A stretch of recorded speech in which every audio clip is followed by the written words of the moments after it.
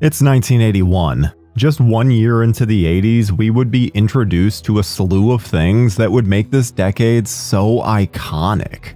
A time when it was more than appropriate to roll down your car window at a stoplight and ask for some mustard. Pardon me, would you have any Grey Poupon? But of course. When fast food would forever be changed with the phenomenon known as the McRib that would be unleashed unto the masses. The most 80s car ever was introduced with winged doors and a stainless steel frame, with the DeLorean. A little plumber known as Jumpman would rule the arcades against a gorilla in Donkey Kong, and music videos would rule cable networks with MTV. But catchphrases in video games aren't the only things that we first got a look at. In the realm of horror, we would not only see the number of titles more than double, it would also be a year that a certain subgenre would overpopulate. This is 1981, the year of the slashers in our 80s horror memories.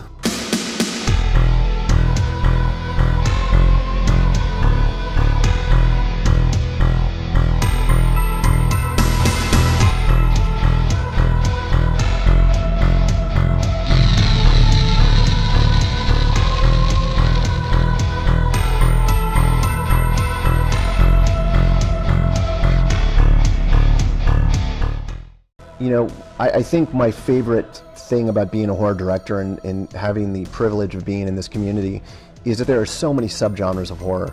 And, you know, I think in the 80s was that, I guess, time that's really paramount time in my life where I was able to figure out my likes and desires as it related to horror. What would 80s horror even be without a good old-fashioned slasher? It's the comfort food equivalent to a more sophisticated film. We all know how these movies play out, but we flock to the multiplexes anyway. After the success of Friday the 13th, production companies put a rush out on these films, on the cheap to capitalize on genre. Compared to the year before, 1981 had at least 30 slashers released that year. Most of them are pretty forgettable today, to say the least. For every now debatable classic like The Prowler, Butcher Baker Nightmare Maker, or Dark Night of the Scarecrow, we would get things like Graduation Day or Final Exam. And you know what? Even the duds have something fun about them. While in this particular year we didn't get introduced to a killer to stand the true test of time for the masses, we did get a few notables worth mentioning which didn't get the justice that they deserved at the time. So let's sit by the campfire, kids, as I tell you 4 tales that will keep you up at night. In the town of Valentine Bluffs, there are many ways to die. Take your pick. My Bloody Valentine. Ah yes, Valentine's Day, the day we shell out countless amounts of money to prove to our loved ones how much they mean to us. A date synonymous with red roses, greeting cards, and a box of toothpaste-filled chocolates. However, in the town of Valentine Bluffs, you may just receive a box with a bloodied heart, and they say true love never dies. My Bloody Valentine, George Mahago's My Bloody Valentine, which is a wonderful piece of Canadian slasher history. Released that February, My Bloody Valentine tells the story of the townsfolk of Valentine Bluffs, a small mining community which has a dark history involving several fatalities in an accidental explosion in the coal mine. The accident's sole survivor, Harry Warden, began taking revenge on those he deemed responsible. Now, years later, and the memory of Harry just a distant memory, a group of young miners and their girlfriends begin to organize the very first Valentine's Day dance since the accident. But once the body count resumes, it appears as though Harry Warden is out to finish what he started. It's no secret that most slashers are identical in plot and setup, especially in the early formations of the genre. But what separates this film from the plethora of slashers from 1981, and arguably the remainder of the decade, is its treatment of the characters. For the most part, we go to these movies for the kills, but everyone here is just so damn likable. You're rooting for all of them to make it. But when they go out, they really go out. It stands out for that, I think, for a lot of reasons. And it also, there's an element of of humor to it. You know, there's some genuine goofiness to that movie. It is the only death where a movie I think where somebody is murdered with wiener water. As they're drowned in a big tub of boiling hot dogs. But you know, the wiener water murder. That's. I think you could do a sequel to that one called Wiener Water Murders. But it'd be great. However, at the time, audiences weren't allowed to see just how far the movie went. Before release, the film had to remove so much gore to receive its R rating that 9 minutes had to be excised. Part of that is its release being so close to the assassination of John Lennon. So there was a real backlash against these slasher violent films in the wake of that killing. One could say its underwhelming box office take could be due to how tame the kills ended up being compared to another Paramount release the year prior. Despite it being a commercial failure, it has aged wonderfully and received a restoration from Scream Factory, complete with the edited scenes in all of their glory. While plenty of slashers churned out a series of sequels, it's both a shame and a blessing that this film never got that chance. Believe me, I could watch countless films about a miner seeking out revenge. I mean, his image alone is far better than a fisherman in a black rain slicker. But sometimes, for the best ones, a one and done is really all you need. My Bloody Valentine ended up finding a new audience in 2009 when a 3D remake was released. During that period of time, it seemed like everyone was trying to cash in on both the remake and the 3D trend, with most of them being pretty unmemorable. But former Wes Craven editor Patrick Lussier understood the assignment by bringing the fun campiness of the 80s, which had been missing in these remakes. It fared both critically and commercially better than the original, and was one of the best times that I've had in a theater. But if it weren't for that film, I may not have found one of the best slasher films of the 1980s.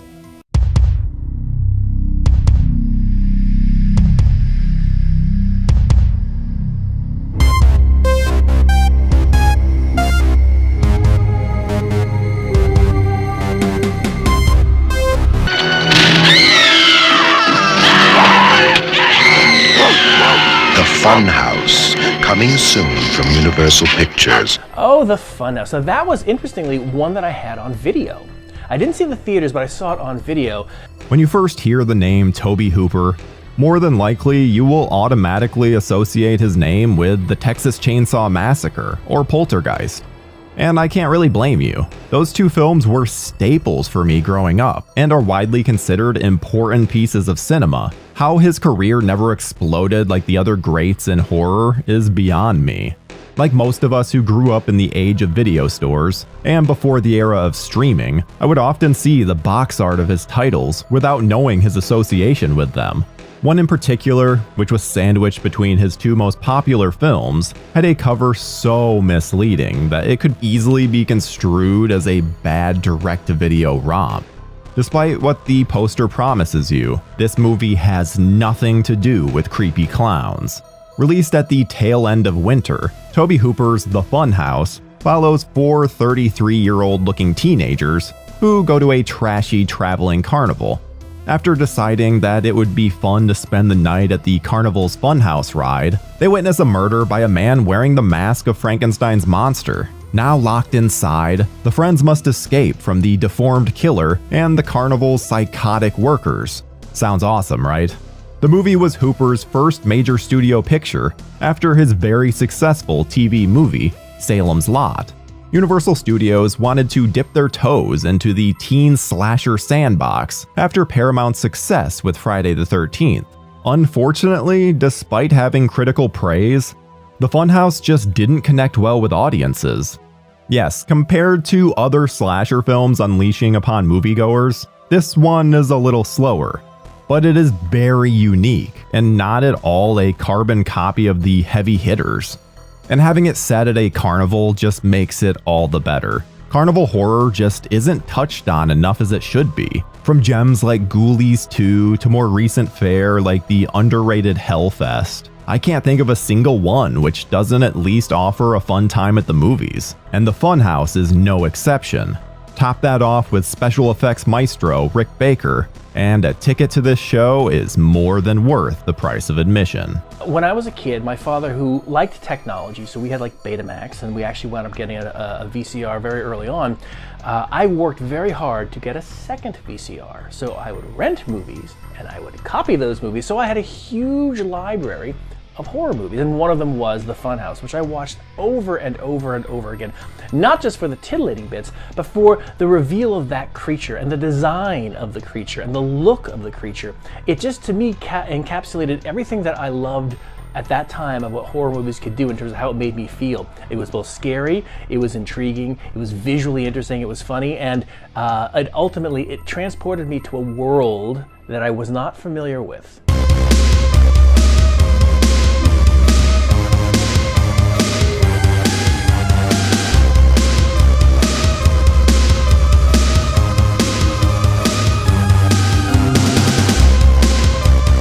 The day you count on for terror is not over. Friday the 13th, Part 2. If there is one thing that you can expect yearly in the slashers of the 80s, it's a sequel. The film to do it first comes from the one that really jump-started the craze, Friday the 13th Part 2. Okay, this one is a little bit of a cheat, but how can we talk about slasher films without bringing up one of the biggest stars of them all? As we have mentioned in the 1980 episode, Jason will forever be cemented as the face of the franchise. But picture yourself in a crowded theater of some horror movie, and suddenly the trailer for this comes on. Imagine how shocked you would be. You have to remember, this was during the days before Al Gore invented the internet. There would be no way of knowing a movie where the killer dies at the end would continue, unless you were an avid reader of Fangoria or something. You would probably think to yourself, how in the hell could she come back after getting her head chopped off? Well, friends, that question was answered by unleashing one of the biggest villains of all time, Jason Voorhees. Released less than a year after the original, Part 2 picks up 2 months after final girl Alice decapitated Mrs. Voorhees. While alone in her apartment, Alice finds that very head inside her refrigerator, and ends up getting killed by an ice pick. As it turns out, little Jason never really drowned, and has been living as a hermit in the woods. After seeing his mother killed, his heart fills with a taste for revenge. 5 years later, a group of new counselors set up shop at a new training center, neighboring the condemned Camp Crystal Lake. But after the new counselors once again ignore the warnings of Crazy Ralph, the body count resumes. The first Friday the 13th stands as a classic for a reason, yet the first sequel does what every great horror sequel should do, by making them bigger and better with a larger budget and more scares. Gone is the mystery element of who the killer is, which never truly worked in the first place. And instead, we see our killer with a sack over his head. We don't get to the iconic hockey mask until the third one, but his appearance in this is still equally frightening. It's very reminiscent of the killer from The Town That Dreaded Sundown. The only difference is Jason's mask has only one eye hole. In my VHS days as a teen, I proudly showcased this series on my shelf, but I always found myself skipping the first one and going straight into Part 2. Not only does it pretty much show you everything you need to know what happened in the original, but the pacing is so much better, and the quirks of the characters feel even more endearing. We also get an equally great final girl with Amy Steele's Ginny, who ends up having a better fate than Alice. Sean S. Cunningham sat this one out, as line producer Steve Miner took on the directing duties. He would go on to have a hell of a career directing films like House and Halloween H2O. Also notably missing is the makeup effects from Tom Savini. However, the effects are still as good, using Savini's work as a blueprint. Instead, Savini went on to work with makeup on a different slasher film.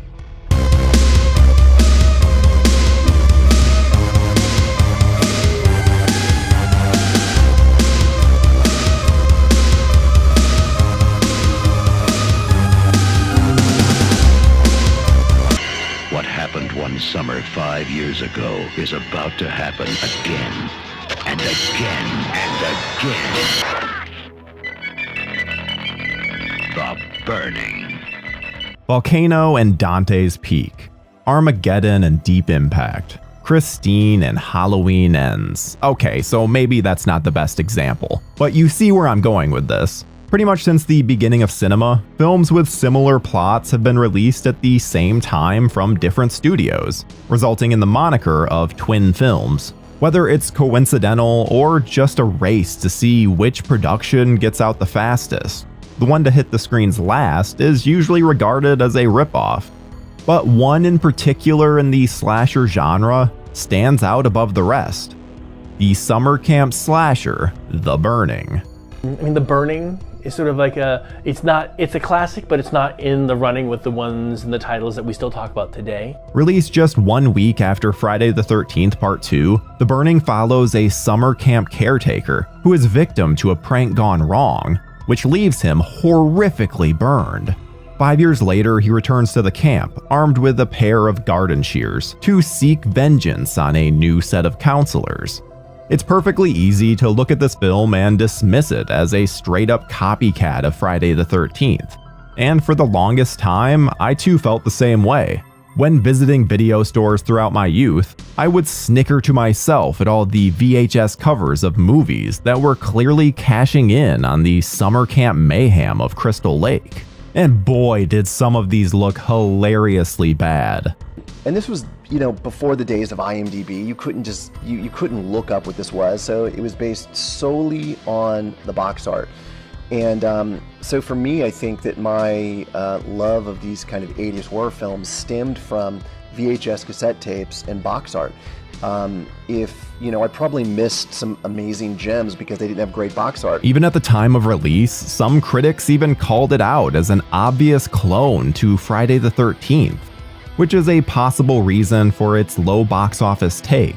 But those that saw it would be treated with a damn fine script and amazing practical effects from Mr. Savini. He brought his expertise used on the first Friday the 13th film and implemented it even further here, and amped up the gore to 11, most notably during a massacre involving some of the counselors on a raft.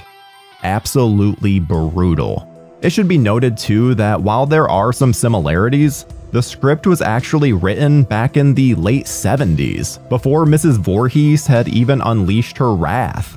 The film's villain, Cropsy, was based on a New York urban legend about an escaped mental patient who, after the death of his son, kidnapped several children. That in and of itself would make an interesting movie, but the screenwriters took this campfire story and spun it into a fun little thrill ride that just does not let up. If only this came out at a different time, maybe we would have had as many films featuring Cropsy as we did Jason.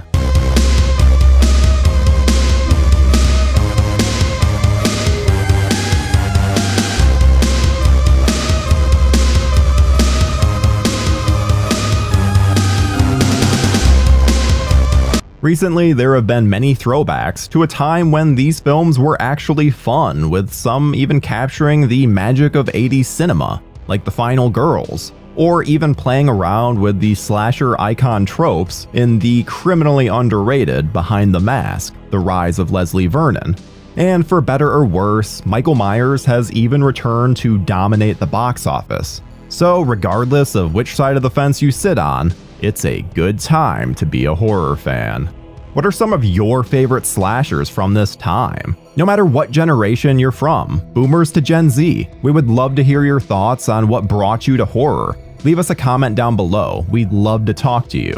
Until then, my fellow gorehounds, stay tubular.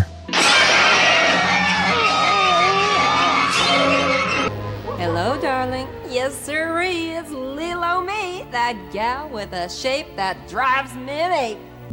As I mentioned, my father and I would go to Blockbuster every Friday night, and I got to get, it was 3 movies that we always got. One for him and my mother, one for the entire family, and then one for my dad and I. And I must have been, I guess, 10 or 11. And girls were a thing for me at that point. and I'm going to be very forthcoming, and I've told Cassandra this herself, so I can say it here. One of the first major obsessions I had was Elvira. As an adolescent growing up in the 80s, we didn't have many options on what we could watch on our old 4x3 television sets, with just 4 channels and a remote control that was actually attached to the TV. That's right, young folks of the future watching this, we had it hard. In fact, we only had one TV in the house to share amongst the whole family for a while, so often my brother and I would have to watch what our parents were watching. This had its drawbacks and its benefits. We'd often be subjected to awful soap operas, cool wrestling shows, and sometimes, mainly late at night, our dad would, accidentally stumble across Cassandra Peterson's alter ego on Elvira's Heavy Metal Heaven. The show saw Elvira hosting 6 programs celebrating the timeless rock phenomenon of deathless appeal, heavy metal. As a young and impressionable youth who had already had a penchant for metal, thanks to the likes of Guns N' Roses, Iron Maiden, Skid Row, and Metallica, plus with hormones raging, I was instantly smitten with the Mistress of the Dark.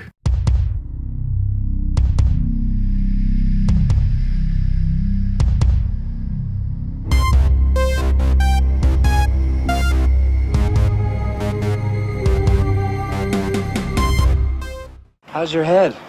I haven't had any complaints yet. My enthrallment with Elvira made me eagerly look out for each installment of Heavy Metal Heaven. And unlike the plethora of opportunities to consume content nowadays, this meant waiting until late on a weekend night.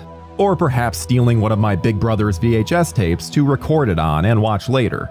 Despite being best known as Elvira, if you actually delve back into Peterson's early life and career, you'll find tragedy and success in equal measure.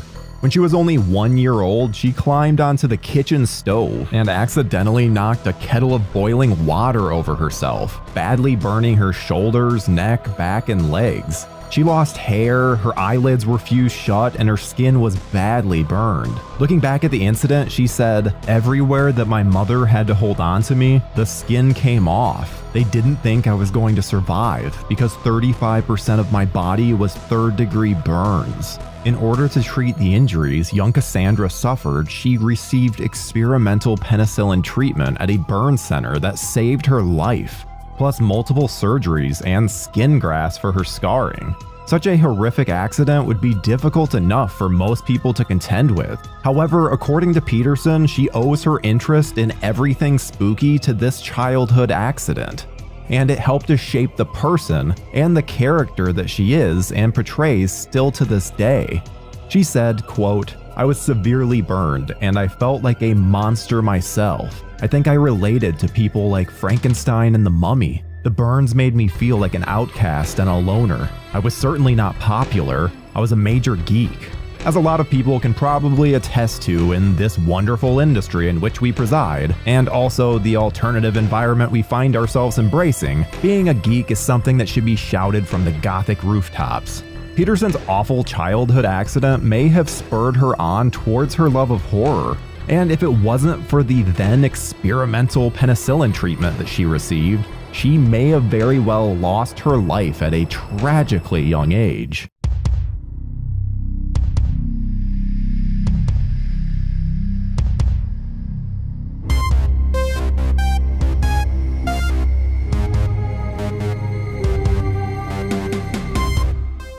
Cassandra Peterson first found fame as Elvira on the aforementioned Elvira's Movie Macabre on Los Angeles TV network KHJ-TV, with the show airing domestically from 1981 to 1986. She was also a member of the improvisational LA comedy troupe known as the Groundlings, and in part based her Elvira persona on a Valley Girl type character that she created while still a member of the troupe.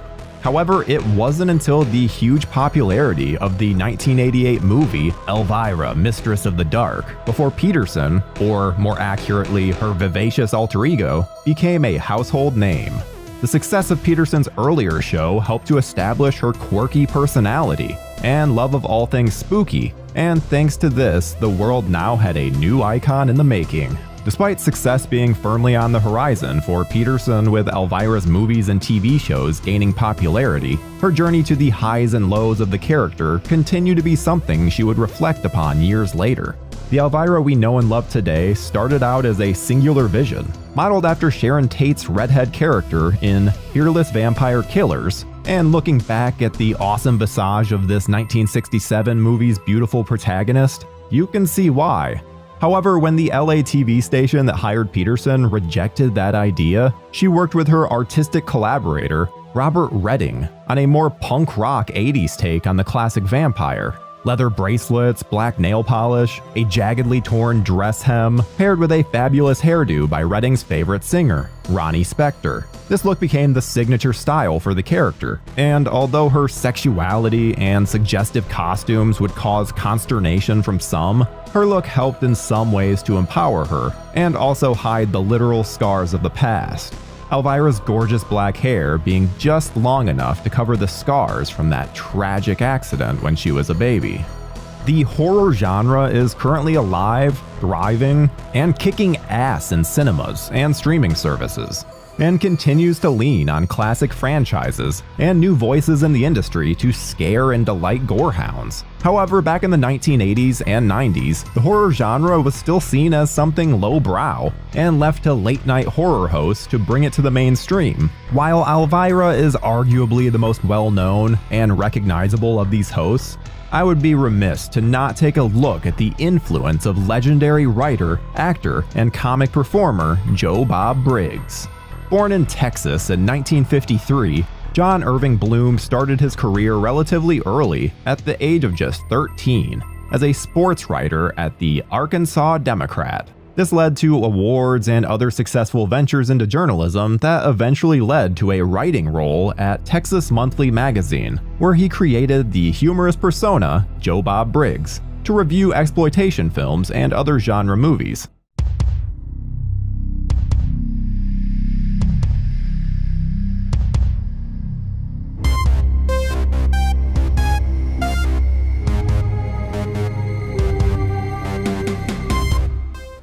Bloom's acting persona takes the form of an unapologetic redneck Texan with a penchant for drive-in theaters, B-movies, and cult films which he calls drive-in movies. He uses his wonderful personality to parody the more urbane, highbrow movie criticism, and his columns tend to include colorful takes of woman troubles and the odd brush with the law.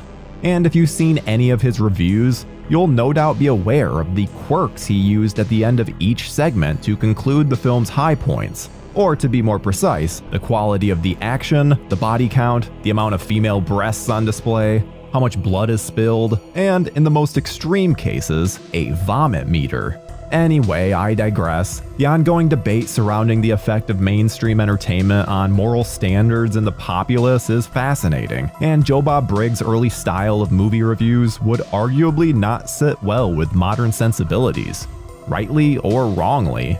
Excerpts from his reviews, such as the following example, are a good indication of this.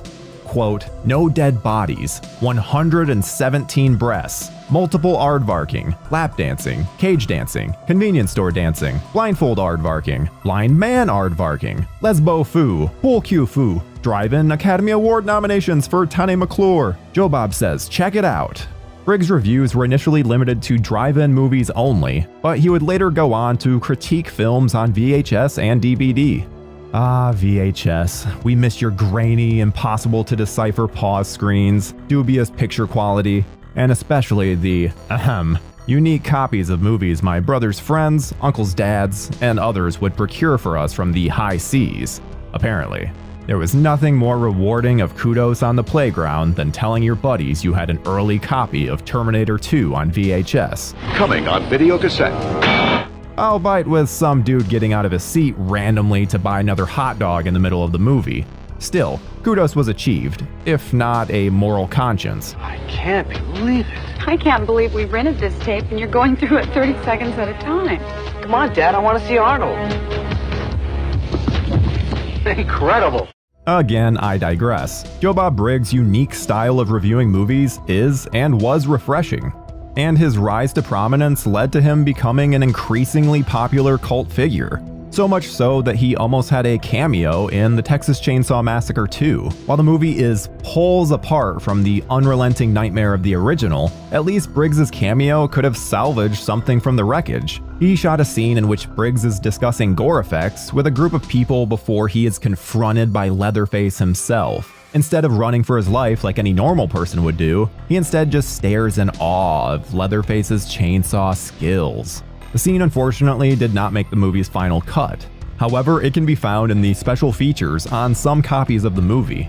He did, however, get to stretch his acting muscles with an appearance in the 2014 B-movie Hogzilla, about, yes, you've guessed it, a vicious pig on the loose, and the news crew that travels to Florida to investigate the curious phenomenon of the feral hog. Briggs plays an enigmatic but stereotypical movie hick that the crew encounters on their quest. There ain't no hogs here. While Joe Bob's reviews and bit parts in movies are fascinating to revisit, it's worth taking a closer look at the shows that helped to make him the horror icon that he still is today, and that also put him on course for a rendezvous with the mistress of macabre herself. His drive-in theater show ran from 1986 to 1996, before the internet, before cell phones, before Wikipedia, and heck, even before Google, which, fun fact, was founded in 1998. Even if you didn't like what was having its premiere on the drive-in, you knew you'd at least learn something new from Uncle Joe Bob. And it would always be entertaining and informative. He would also have an endless supply of fun movie facts, and would often go off on one of his signature rants, if you were very lucky. While shows such as the superb USA Up All Night with Rhonda Shear would have delivered the goods in schlock horror and classic trash cinema, Joe Bob would provide much the same, but would also offer up a delightful education with his movie watching. Joe Bob initially started on the show as a guest host who offered comedic relief and in-depth knowledge about the movies he was introducing, and by June 1987, he was made the permanent host of the show. This meant that Joe Bob was able to be as silly and as risque as possible, all in the name of horror goodness, who would educate viewers on the most obscure and wonderful films, including horror, science fiction, exploitation, erotica, and various other subgenres. The movies he featured were not only cult classics, and in some cases, out of print. The offerings included titles such as Sinjnor, Savage Streets, Basket Case, the Bikini Car Wash Company movies, Small Kill, the nigh endless Emmanuel movie series, Night Eyes 3, and the painfully underrated Jim Wynorski horror action comedy, Hard to Die. These features were often grouped together as themes with the likes of Nick Cassavetes' Night, Emmanuel Week, Post-Apocalypse Month, and Attack of the Killer Queen Bees Month, elevating the novelty factor of the show. As well as featuring a plethora of cult horror movies, Joe Bob also had various celebrity special guests join him on the show. The Exorcist legend Linda Blair was a standout, and he also featured cult stars such as Robert Foster, Gary Busey, Julie Strain, and the various male girls that cropped up in crop tops. In fact, one of the more memorable episodes of Joe Bob's Drive-In was the one in which he screened both the awesome original Night of the Living Dead and the equally kick-ass Tom Savini remake. Some of the surviving members of the Ramiro original joined Joe Bob on the show, as well as the legendary Tom Savini himself. What made the episodes so special were not just the guest appearances, but Joe Bob's own infectious, awestruck reactions to them. For many, Joe Bob's Drive-In Theater was their introduction to Joe Bob Briggs, a persona who was and remains an excellent source of horror movie knowledge, general wisdom, and sheer unparalleled enthusiasm for the drive-in. What is still around are drive-ins. And drive-ins were the other, besides Times Square, drive-in theaters. I used to go with my father in New Jersey. We used to see triple features, Count Yorga, Return of Count Yorga, The Wild Bunch and the Green Berets, And, you had this wonderful thing where people sitting outside, particularly in the summer, the beautiful summer, sitting outside, drinking beer, watching the movies.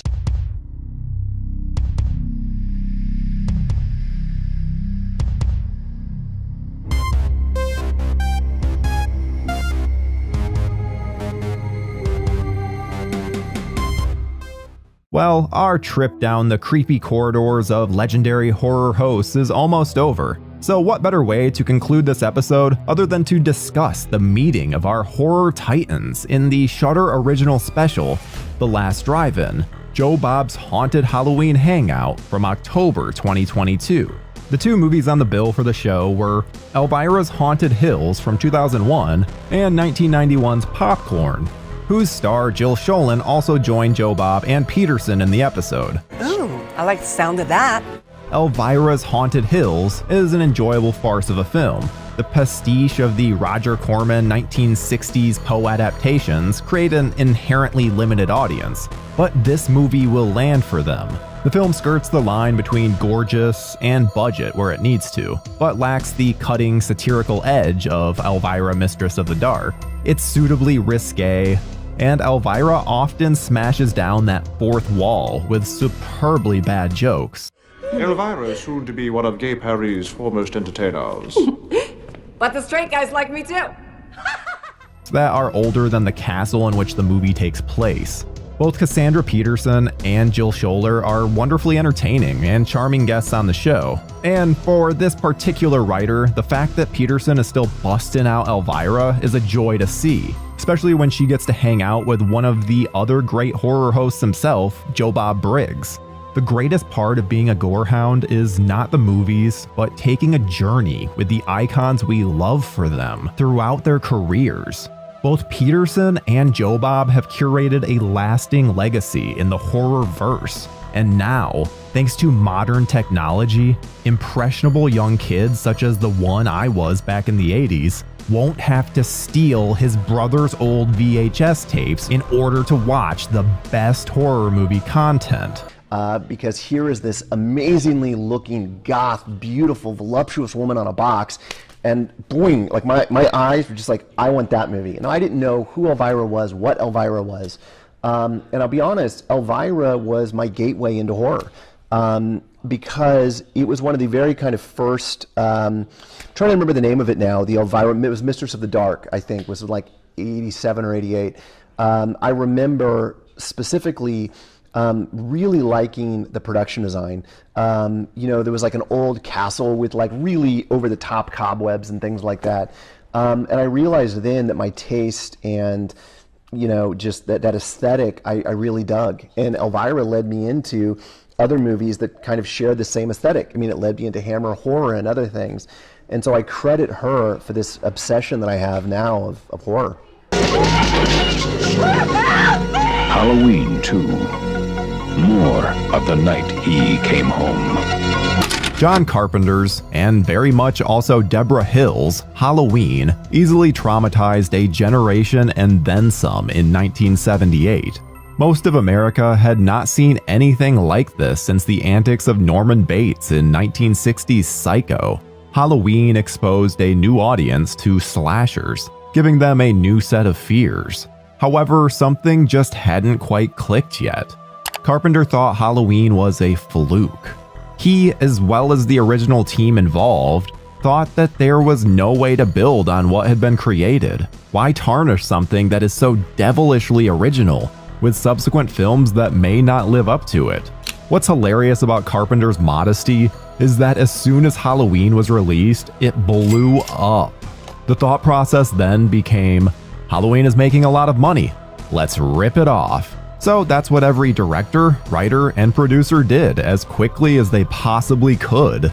In fact, that's exactly how Friday the 13th happened. Instead of going the route of subtlety, director Sean S. Cunningham wanted more shock and awe, which after its release led to every slasher amping up the gore factor and changing the horror landscape forever. What I seem to remember the most is that was seemed to be the era of horror film that brought us all of our standard tropes of one killer, not always explained why, going after a bunch of teenagers in the woods one at a time.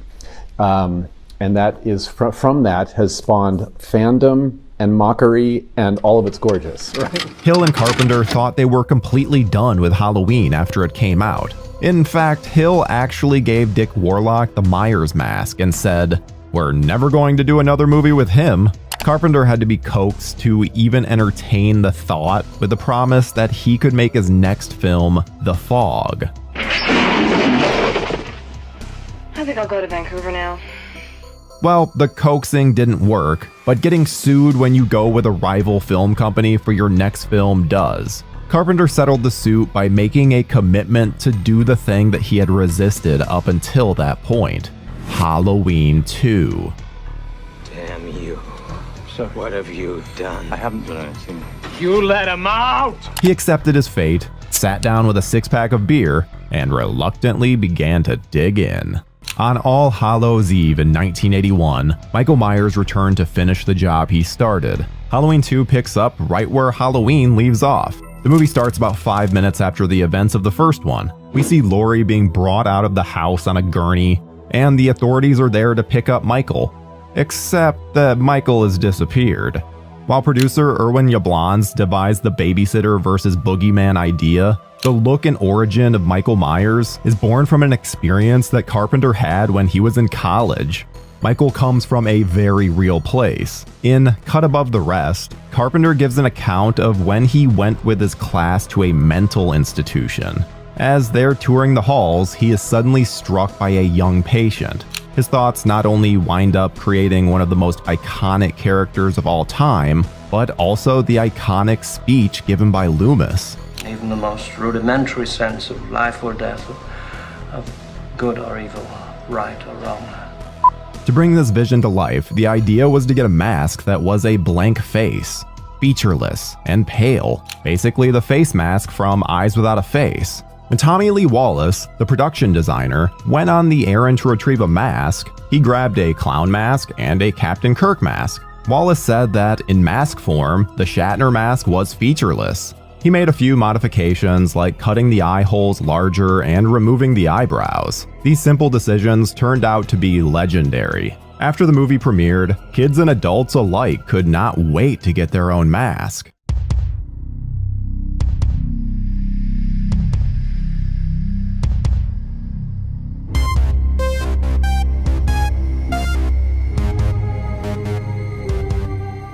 One of my core memories from around 1989 was sitting in our living room at the tender age of 5 and suddenly hearing the Halloween theme. When I turned around to our small CRT TV, Halloween was playing. I ended up sitting there staring at the television, unable to take my eyes off of what I was seeing. A few days later, we went to a haunted house that was put together by the local high school. And within a minute of walking in, I was confronted by someone wearing a Michael Myers mask. All I remember after that is running out screaming and crying. Hello, help me! Man, please help me! Please! Needless to say, I did not go back to any haunted houses for some time, thanks to the impression that Halloween had made on me. Michael felt real at that point, and could be anywhere that I was. What those movies bought us is, if you smoke and drink, you're gonna die. If you have sex before marriage, you're gonna die. If you bully other kids, you're gonna die. But if you're wholesome and righteous, you might make it to the end. And then the killer may or may not be really defeated because you always want to make a sequel. So there's always like, dun, dun, dun, he's still alive. So I think potential for sequels also happened in the 80s. Endings weren't always the end. I found that to be quite disturbing because I like things wrapped up at the end, but it's like, no, there's more? Oh, he's not dead yet. He really should be dead. While the birth of Michael may have been based on a brief encounter with a tiny psycho, there are certainly roots that go back to the serial killer boom of the 1970s. It's been said that people who watch horror are just mentally preparing themselves to be scared in a safe environment. There was an odd comfort in watching a big screen boogeyman over one in their own backyard. One of my core memories, and I'm sure it is for a lot of kids of the 1980s, was the PSA, "It's 10 p.m. Do you know where your children are?" It's 10 p.m. Do you know where your children are? While this was originally a gentle reminder for parents of the 60s to check on their kids, it also rings true for the decade of decadence. Pre-internet and pre-cell phones, there was really no way to locate where anyone was. As a kid, you could take off on your bike, and your mom would just yell at you to be home before dark.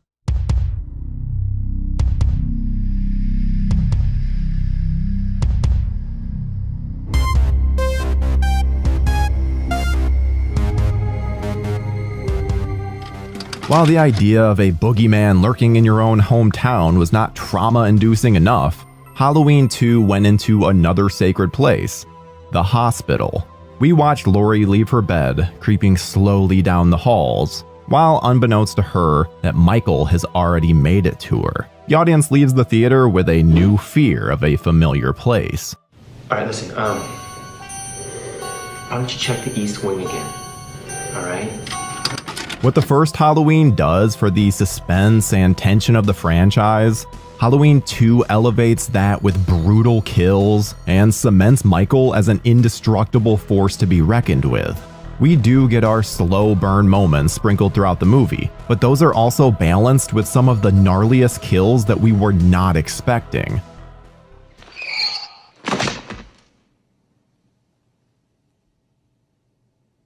The horror audience gets it when you're telling them a good story. If you just think it's a slasher picture, I don't think you move people because you don't care about the characters, you don't care about the situation, you don't care. You don't have to preach. You can just write good stories. Not only does Michael cement his status because of the carnage and upping his kill count, but he also uses a variety of weapons and makes his kills even more elaborate. There's also a shift when it comes to the Michael we first met, who now not only enjoys stalking his prey, but also thoroughly enjoys his kills. What's the count? 10. So far. As a younger kid in the 80s, several slasher icons had already been firmly established well before anyone knew it, which meant I had already seen some things. When Halloween 2 came out, I was not expecting to see Michael not only stab a victim once, but over and over again. Then the hits just kept coming, no pun intended. One of my favorite moments is the bus explosion.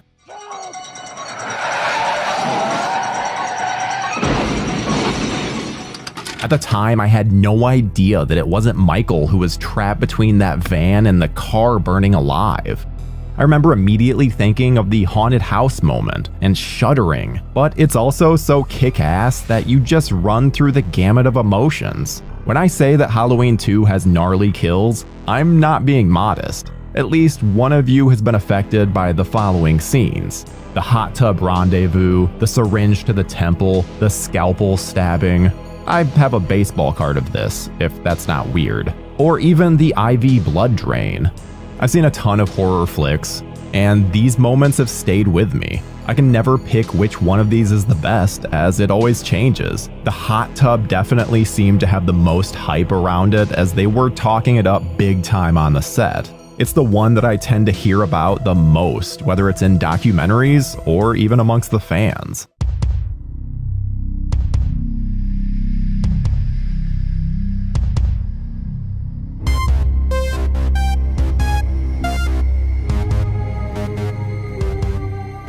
The last 20 or so minutes of the movie really try to take Michael down, which seems nearly impossible, because it is. I mean, Dr. Loomis shot Michael 6 times before he actually fell to the floor. 6 times! Loomis already knew he wasn't dead. Get away from him! He stopped breathing! No! At the time, Laurie is able to set Michael on fire, and just watching him bust through the door on fire is definitely high art. And we see him fall to the floor, again with our ending moment being a close-up of his mask burning. Most of us want to believe that he's gone, but we know in the back of our heads that it's going to take a hell of a lot more than that. It may take a time machine to just make sure he's erased from existence, because at this point, we have no idea how to get rid of him successfully, because evil never dies. He is an apex predator. When he surfaces, there will be no pause, there will be no empathy.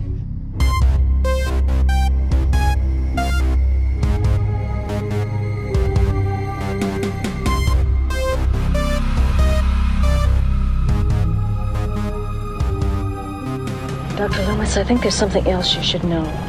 Here comes the real bomb, though. The one little piece of backstory that changes Halloween forever.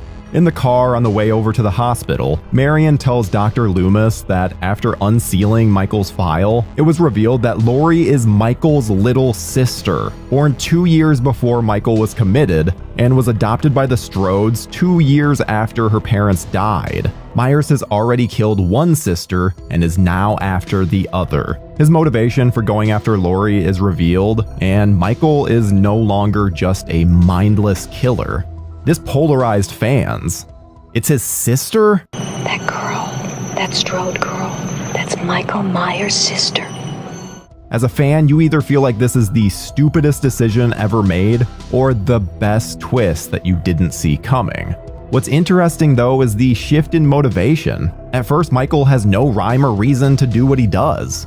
You can certainly argue, as I know many fans do, that this alone is why he is so terrifying. However, the sister angle got people talking, good or bad. And that's good business in showbiz. Well, you know, the funny thing is that, you know, when you make any movie, you make the best film you can, as well as you can, as true to the material as you can, but you never know whether it's going to stand the test of time. It's impossible to know. So it's nice that some of these movies have, even today, have kind of stood the test of time and our instincts are right.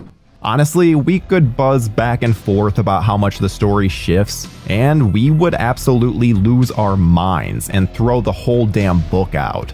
Halloween seems to be up for interpretation for whoever is making it, which somehow also throws off what's considered canon and what's not.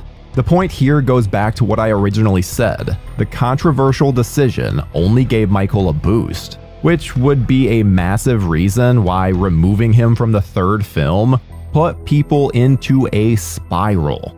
They've started off strong with an immediately iconic villain, then moved to super slasher territory, blowing the roof off the house, all to pull it back with a full stop. Well, I think it did what John always meant to do with the Halloween movies, which was have a seasonal film that didn't always tell the same story. And Tommy Lee Wallace did a great job with that. And I'm glad that it's getting its due now. A lot of films are like that. People expect something, they get pissed off. It's like, I call it the fascism of the fandom. But, he took a big hit just because Michael Myers wasn't in it. And the film holds up on its own as a great, scary Halloween film. By the time this third movie hits, all fans are desperate for another go with Myers. It's one of the many complaints of Halloween 3's biggest foe, Bob Briggs. Where's the slasher? Where is Michael Myers? At the end of the day, the absence of Michael Myers only brought an anticipation and longing for the character.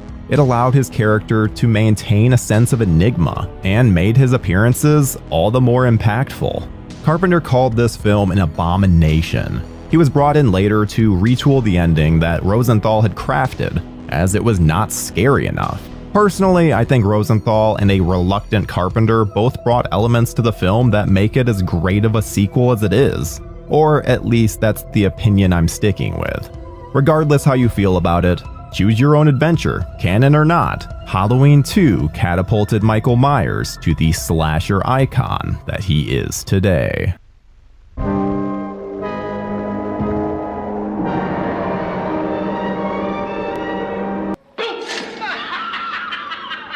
When it comes to the horror genre, no director can match the weaving of comedic elements, not to mention the precise timing of the great Sam Raimi. Now, masters like Wes Craven had a bit of black humor in flicks like Shocker, and the Scream franchise was built on the meta take of the genre's shortcomings.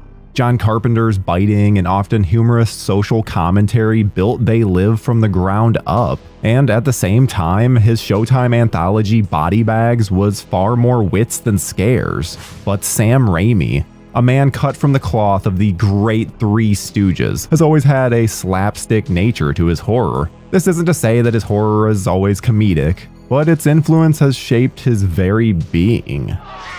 In the same year that we got The Misfits' A Ghoul's Night Out, an inspiring young filmmaker from the great state of Michigan, JoBlo, was about to embark on a journey of a lifetime, one that would include ghouls of its own and cement a career in Hollywood, while influencing the world of horror for decades to come.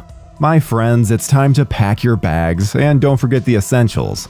Let's head deep into the Tennessee woods, because when it comes to demonic forces, there is no better place than a remote cabin with you and your friends. What's that you say?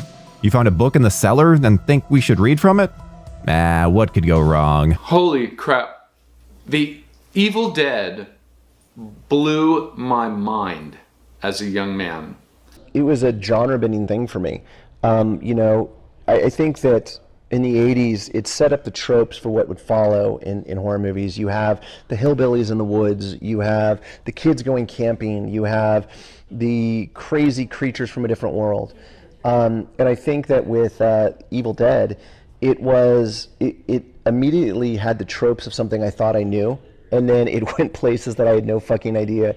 And it was such a very cool, gross out, they're not going to do that. Oh shit, they're doing that. Oh my god, I can't believe they did that. Premiering in 1981 at the Redford Theater in Detroit, Sam Raimi knew the quintessential hook of marketing: go big or go home.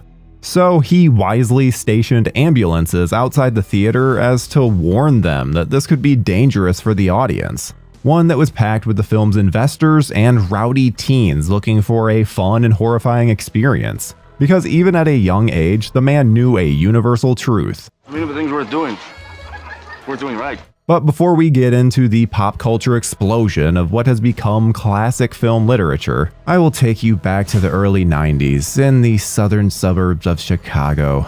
I want to revisit a small independent movie theater off of Halstead Street, where at the age of 7, I got my first taste of Sam Raimi's Deadite world. What makes Raimi's Evil Dead so unique is the loose continuity and progression of tone. And of course, Ash, played flawlessly by Bruce the Chin Campbell. You can always tell a person's generation, depending on which film was your introduction to the world of the Necronomicon. And for me, it was seeing Army of Darkness on the big screen. Imagine being a kid sitting in the dark theater with my traditional large pop and box of Sour Patch Kids, experiencing the wackiness of Raimi, the idiocy of a loudmouth braggart. Just me, baby. Just me.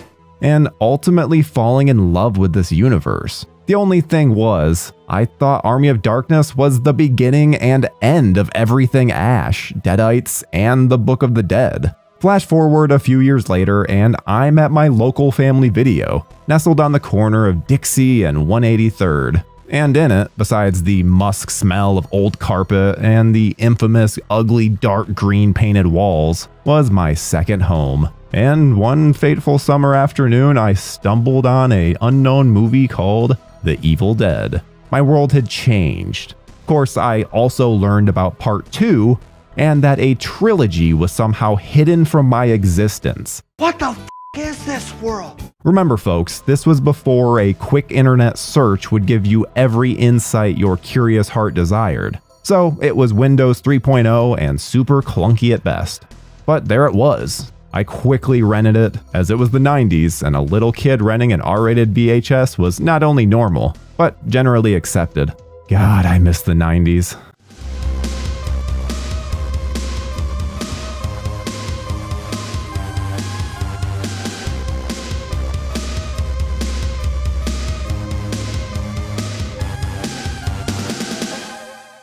In the Anchor Bay Entertainment documentary, One by One, We Will Take You, Bob Briggs talks about how the simplicity of The Evil Dead underestimates its effectiveness, saying, "The interesting thing about The Evil Dead is that if you told someone what it was about, who had never seen the film, it would sound like a bunch of the biggest cliches in the world. There wasn't anything in the film we hadn't seen before. The kids go in the woods, and the kids don't come out." The Evil Dead, at its core, is a simple story that is elevated by its unwavering intensity, the passion of youth, and Midwestern ingenuity. A story about being in the wrong place at the wrong time. So I think, like a lot of people who grew up during the 80s, The Evil Dead had an impact, not just because it was a fantastic horror movie, but it showed that you too could make a horror movie. The story behind The Evil Dead and what Sam Raimi and his buddies did to bring that thing together and get it off the ground was inspiring for anybody who wanted to be not just a horror filmmaker, but a filmmaker in general. So I think The Evil Dead, obviously, as evidenced by the various sequels that have come over the years, is a durable franchise. The film opens with 5 friends who head out to a remote cabin in the Tennessee woods for a bit of rest and relaxation. And right away, there is a sense of the unnatural, with the porch swing defying physics. But once they listen to a recording translating the Sumerian Book of the Dead, their situation goes from strange to deadly. One by one, each friend succumbs to the evils awoken by the book, saving Ashley Ash Williams as the remaining soul and titular hero, a hero who must dismember them all if he stands any chance of survival. This bloody tale of evil all started in the most casual of places, Michigan State University. Sam and his brother Ivan found a loophole at Michigan State, one that would let students rent the school's auditorium at a heavy discount. They would charge people to watch their old goofy Super 8 movies and make some decent money from ticket sales. This got Raimi and friend/economics major Robert Tappert interested in the idea. What if their films could be more than fun, but a financially worthwhile endeavor? This inventive thinking really took off after a showing of their latest Super 8 movie, It's Murder. What made it different from the rest? This is the one where Sam added a jump scare. After seeing the audience's positive reaction, he began writing something full-on horror, hoping to replicate what he saw that night. They say timing is everything, and for Sam and his friends, the 70s was the golden era for horror. Drive-ins accounted for a good chunk of movies released, and with the boom of Grindhouse, there was a big audience for sleaze and gore. To make matters even more lucrative, you had a period where the ratings board was not watching, giving way to the peak of exploitation at the time. Sam, Bruce, and Rob came up with the idea of making a proof of concept, take the main ideas from Sam's script, The Book of the Dead, and show that they could execute the story in an engaging way. With this, they would have something to show potential investors and help fund the full film. Thus, Within the Woods was born. Of course, getting anything financed with outside money is tough, and this was no exception. Still, everybody here hustled, calling friends, family, and even local businesses to get a buck wherever they could. And since the Evil Dead series is still thriving, it should be no surprise that they got funding. In November 1979, the cast and crew headed to the Tennessee woods with $85,000 of investor money to start filming The Evil Dead.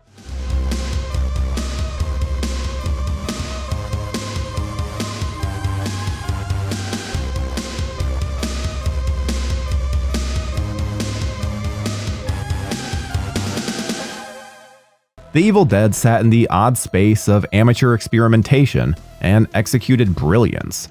Acting-wise, we get a bunch of young kids who do well enough for the material written, but somehow each get a memorable moment. When you think back to the 80s in your first viewing of The Evil Dead, you can't help but revisit these moments of brutality.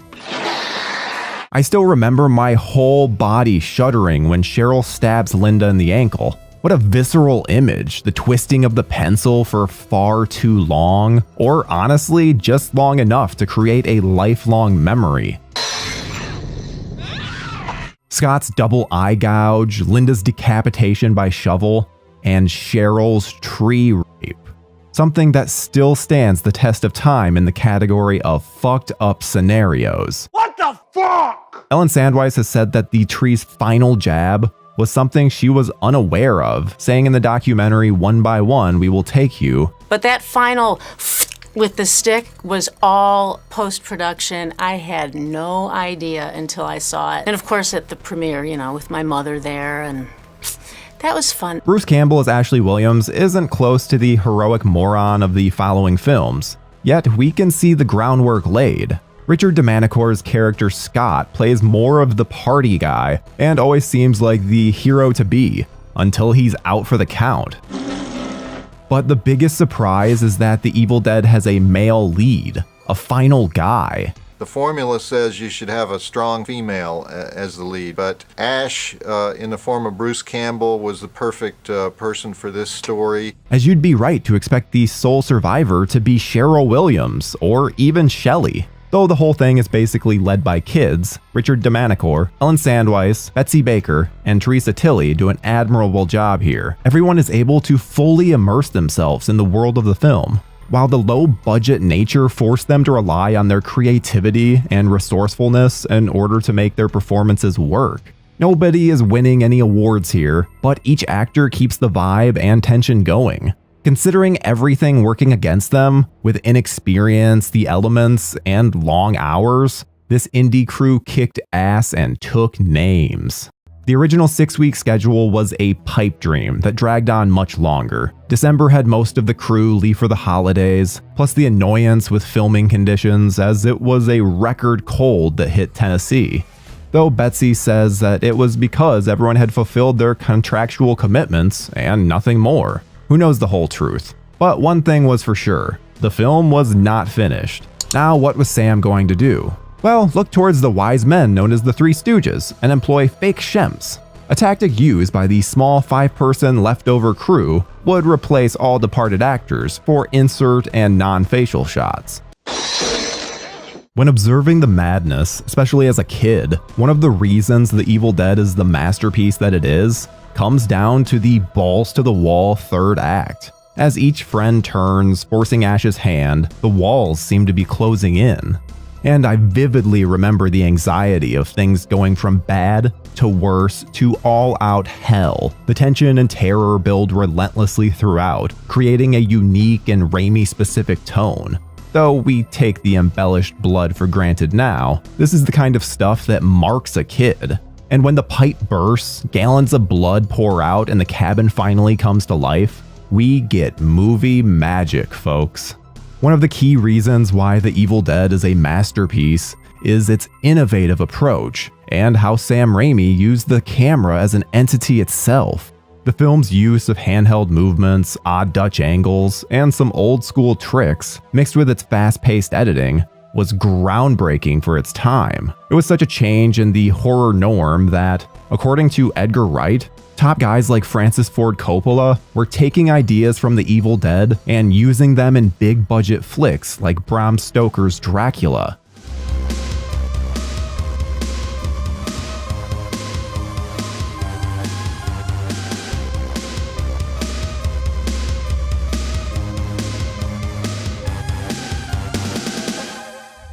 I'm always hesitant to use the word classic, but what Sam and his friends created back in the winter of 1979 changed the world of horror as we know it. Things weren't easy, conditions were rough, and shooting took longer than expected. The original 6-week shoot turned into 12, with reshoots and pickups occurring throughout the year, but they never wavered and they never quit. They changed what didn't work and traversed on giving us one of the most remarkable experiences in horror history. Do you want excessive blood? Check. Do you want inventive uses of the camera? Check. Stop motion gore? You're damn right. We get it in all of its vintage glory, making for one of the best endings of the series. Funny thing about Evil Dead was I couldn't wait to see it. I couldn't wait to see it. You know, I think the big thing, and Sam Raimi always jokes about the fact that they ran into Stephen King on the streets in New York and like asked him to come in and watch the movie and give them the quote. And the quote on the movie poster is the most ferociously original horror movie ever made. That was on the movie poster.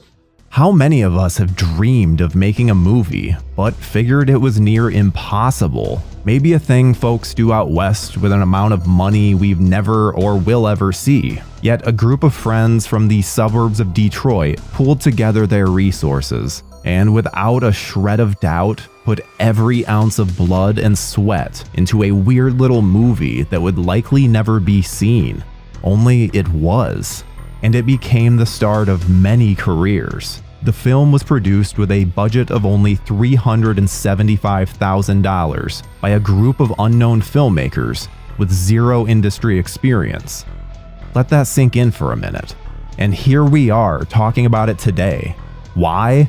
because it's the dream of every horror fan to get out of their comfort zone, take the plunge into the unknown, and make a movie. Independent filmmaking is the lifeblood of creativity. It forces imaginative adaptations to be accomplished through passion and will. The Evil Dead represents all that and more. For us 80s babies, it's the underdog story of our generation. Horror's answer to Rocky. It's a story of friendship, hardship, and the beauty of storytelling. And as we near the end of 1981, it's important to remember the lessons of The Evil Dead. To quote the great film critic Bob Briggs, keep rolling. And so, whatever you do, just keep rolling.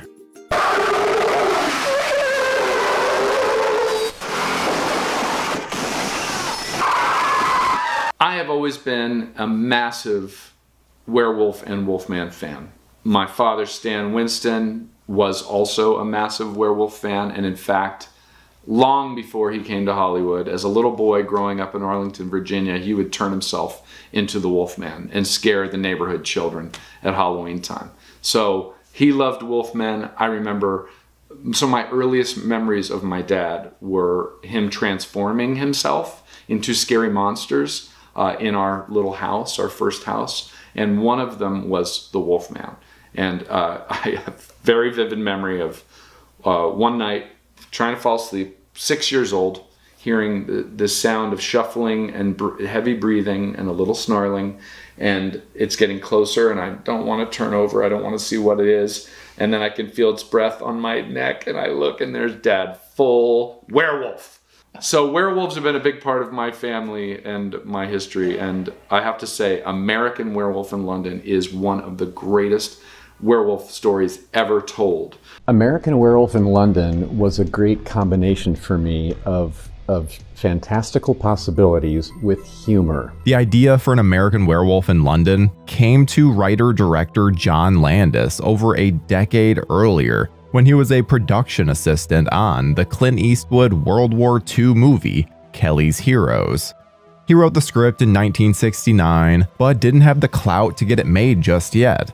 His first feature would be the eventual cult classic, Schlock, and that would lead to studios taking a chance on the director, who would reward that trust with a string of hits, including Animal House, Kentucky Fried Movie, and The Blues Brothers. He would eventually be given a budget of $10 million to make his movie that had been rolling around in his head for over 10 years. While the studio pushed for recognizable big-name stars, Landis went with his gut and cast relative unknowns David Naughton, Griffin Dunne, and Jenny Agutter. I saw American Werewolf in London, downtown Pittsburgh, movie theater called The Bank Cinemas, with Tom Savini, actually, because Tom and I were friends at that point. I think my fascination with it started with the Fangoria cover, which was like a drawing of one of the transformation heads that Rick Baker had done.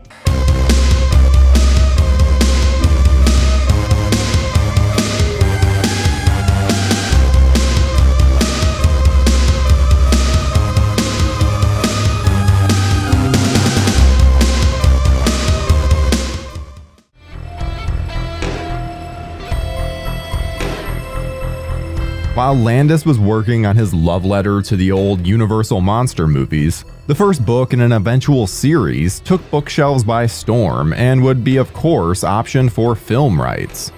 Joe Dante wouldn't be known for his scripts, and this would be no different as he would bring in future Academy Award-nominated screenwriter John Sayles.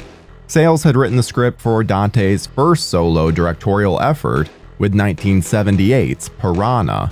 Instead of going with more unknown actors like Landis did, Dante would insert famous character actors like Dick Miller, Slim Pickens, John Carradine, and Kevin McCarthy. They would join Patrick Macnee, Dee Wallace, Dennis Dugan, and Christopher Stone, amongst others. Dante had already used Kevin McCarthy and Dick Miller in Piranha, and one of his trademarks would be to use the same actors over and over, even if they were in minor roles. Joe Dante is another director who really understands the tension that comes between... Now, this is the thing. People go to see horror movies, they laugh a lot. But they're not laughing, well, sometimes they're laughing at the movie, but that's what you try to avoid. They're laughing because you've got them.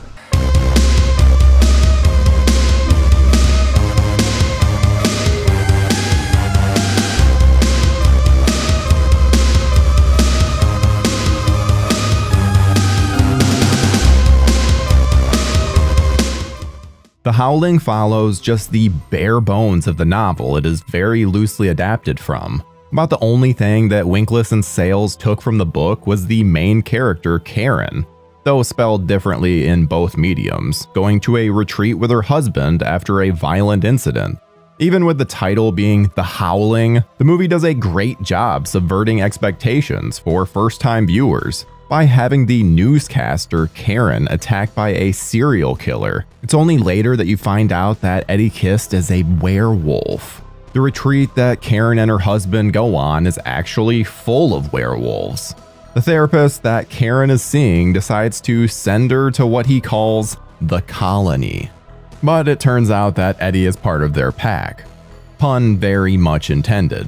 Karen's husband is seduced and turned into a werewolf, and Terry, who Karen asked to join her there to investigate after Karen believes Eddie to be there, is killed by a now werewolf Eddie.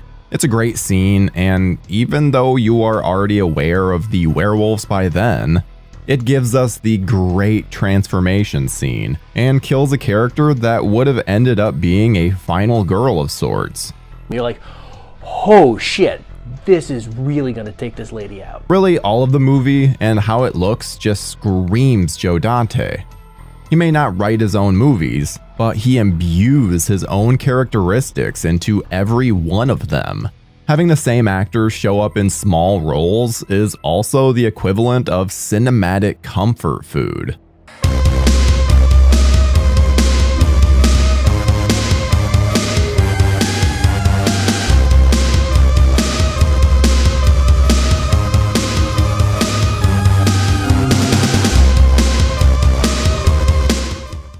After Terry's killed by werewolf Eddie, her boyfriend Chris comes to investigate and not only kills Eddie but exposes the entire colony for what they are. People who turn into werewolves at will rather than only by the light of a full moon.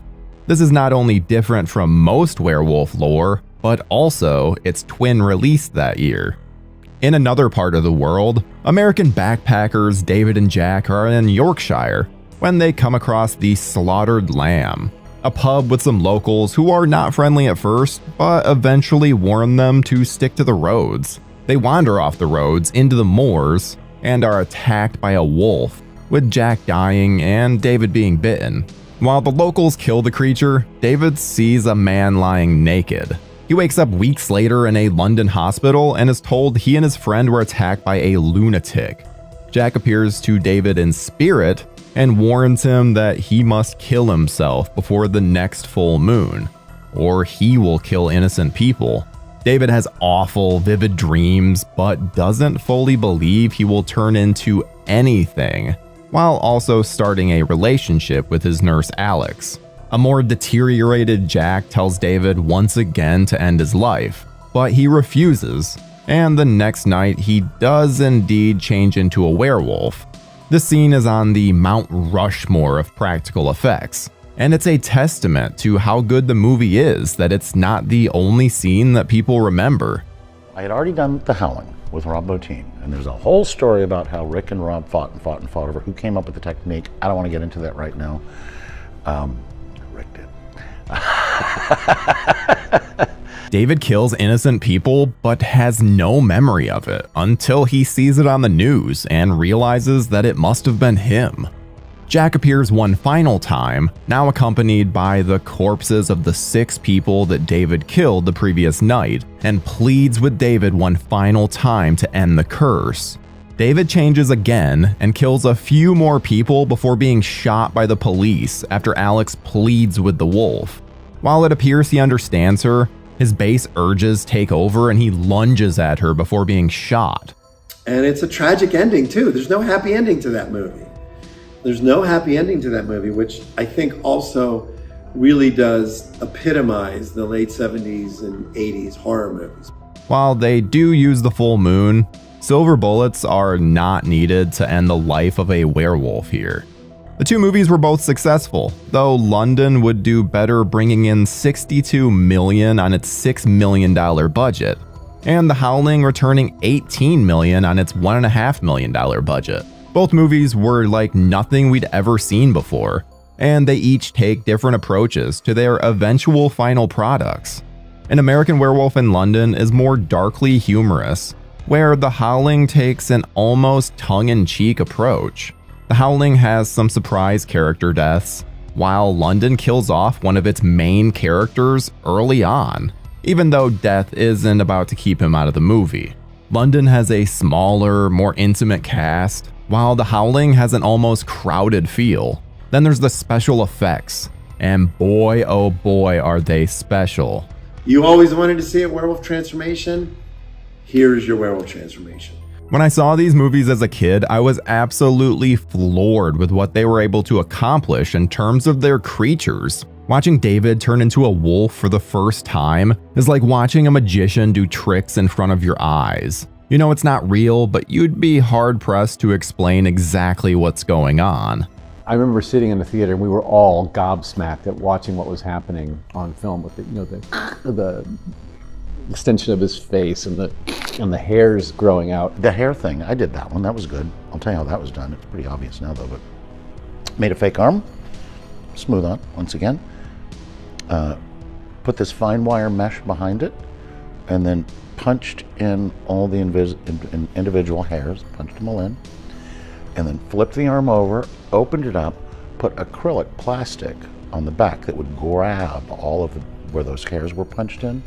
So it just looks like a normal arm from the front with hair like that. But in the back, all those hairs, the other end of them were connected to acrylic plastic.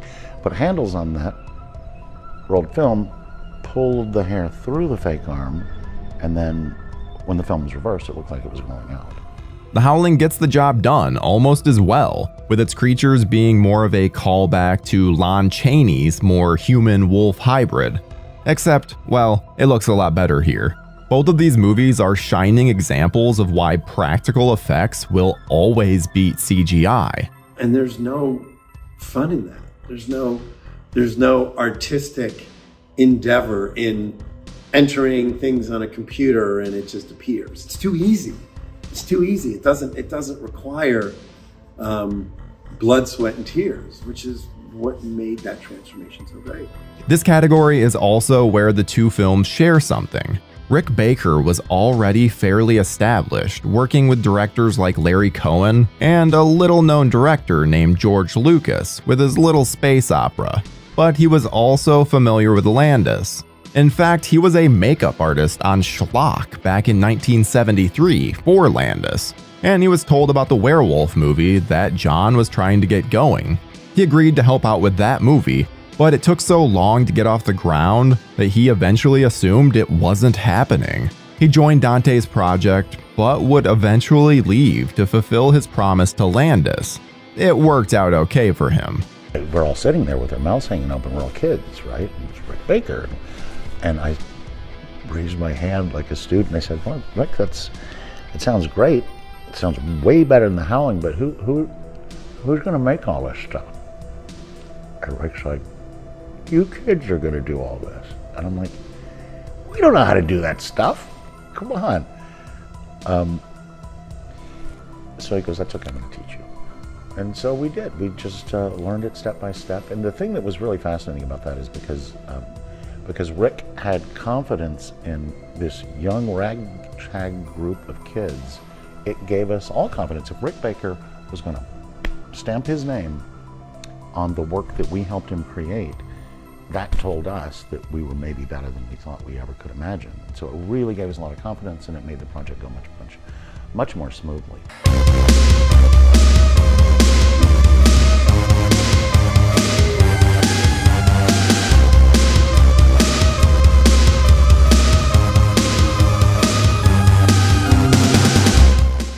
Losing Rick Baker is always going to be a devastating proposition. But how do you fill that void?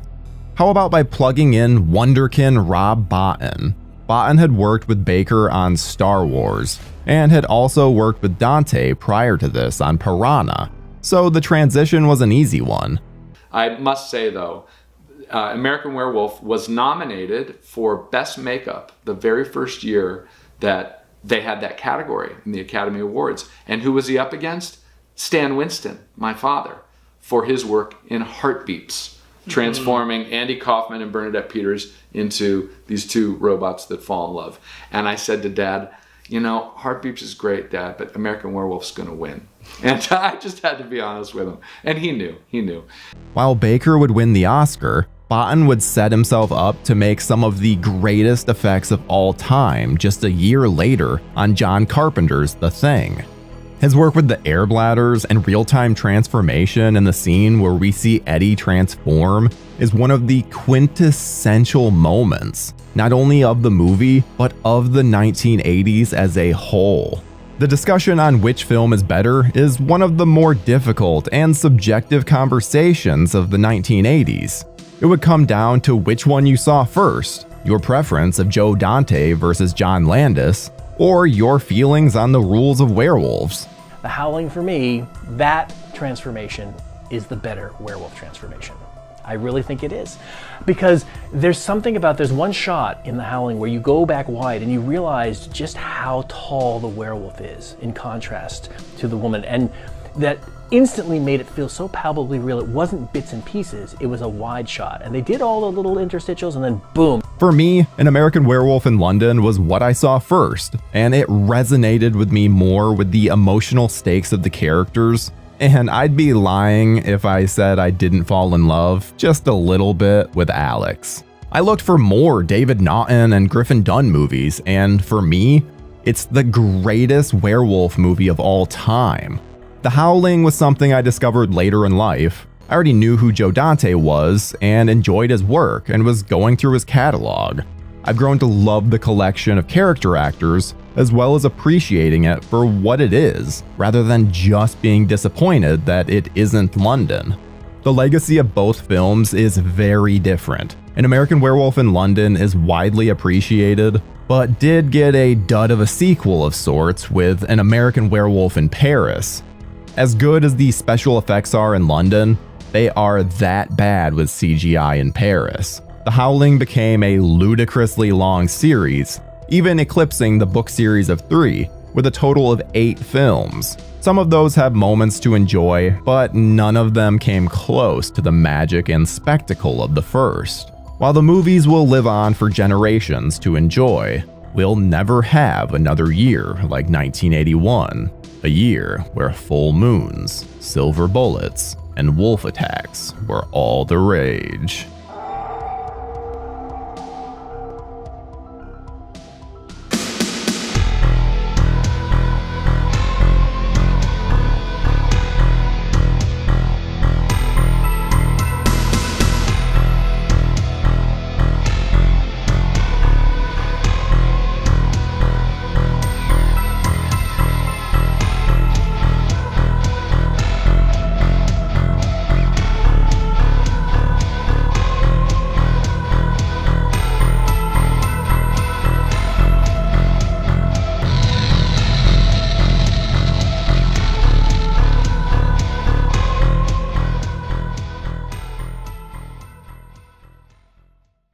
Hi friends, your humble narrator Tyler Nichols here, and I hope that you enjoyed that episode of 80s Horror Memories.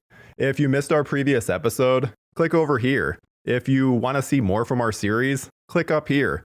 And if you're not subscribed yet, what are you doing? Subscribe right here. And most importantly, stay spooky, folks.